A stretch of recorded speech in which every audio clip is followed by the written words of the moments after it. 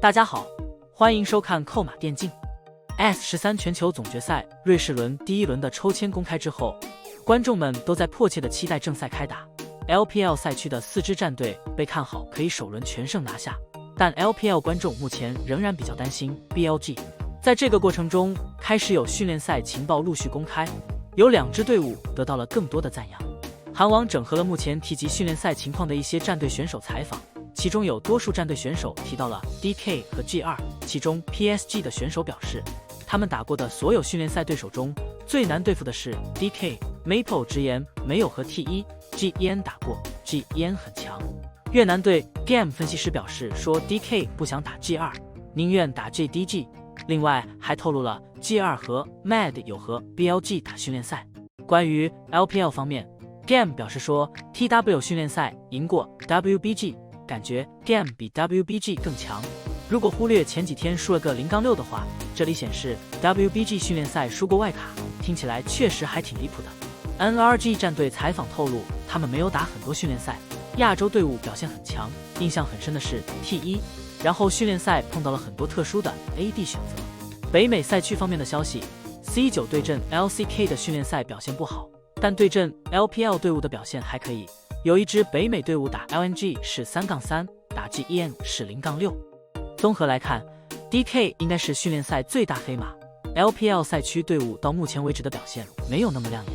JDG 打野 Canavy 有一个简短的采访，在采访中透露 ，G2 的训练赛表现很亮眼，他们表现很出色，承认了 JDG 和 G2 打过训练赛。另外，同队的 Ruler 也点名 G2 说他们打得很好。在这样的训练赛情报公开后，能够得出的一个结论就是 G2 打 DK 2个训练赛很强的队伍要碰面，而且有人还透露说 DK 更想要碰到 JDG， 不太想打 G2。具体真假未知，有可能是 DK 得知了训练赛消息 ，DK 是不太可能和 G2 打训练赛的。原因是这样，瑞士轮第一轮的抽签规则是1号池打4号池，2号池打3号池，队伍打训练赛应该会尽量避开有可能碰到的对手。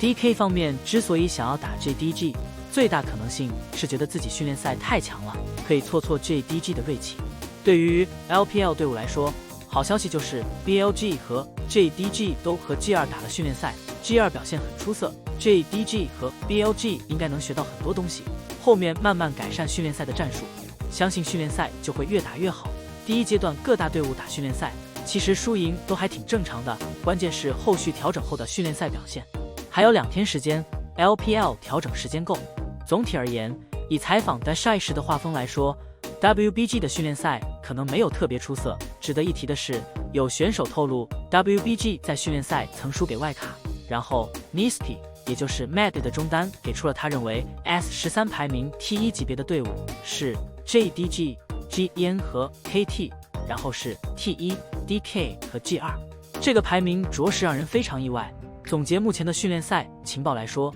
在选手这一块 LPL 赛区的队伍是没有那么被看好的。当然，除了 JDG 之外，目前整合训练赛消息能得知 DK 和 G2 的训练赛发挥很好 ，WBG、LNG 表现一般 ，JDG 方面没有得到很多选手的提名 ，BLG 则很少有选手或分析师提到。与此同时 ，LCK 的队伍中 GEN 被提到的次数也很少，就是得到了一个 LCK 整体很强的评价。个人认为，第一阶段的训练赛本质也是一种遭遇战的较量。LPL 队伍的特点就是下限没有 LCK 那么高 ，LCK 那边对付欧美队伍有一手，因为他们的稳定性是比较强的，即使前期落后也有办法翻过来。LPL 就不一样 ，LPL 得是慢慢把状态提上来。LPL 是兼具打架和运营的赛区，达到上限水平，运营可能超越 LCK， 但一开始 LPL 的运营能力是偏差的。打欧美队伍翻车可能性还是高的，这个时候大家的版本理解都不一样，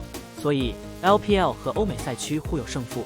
个人认为是挺正常的。关键点是打完训练赛后不断加强版本理解，让自己的版本理解更加贴合目前的版本答案，争取在正赛阶段有一个更加出色的状态。LPL 还有2天的时间可以调整，可以继续约不同的队伍打训练赛来获得提升。同时站在观众的角度上，也是比较希望欧美队伍能有一个比较好的状态的，这样世界赛也会变得更加精彩。好了，以上就是本期的全部内容，你们觉得谁会成为今年的黑马战队呢？大家有什么想说的，欢迎在下面的评论区交流讨论，我会去挨个查看。感谢老爷收看，欢迎点击订阅，我们下期再见。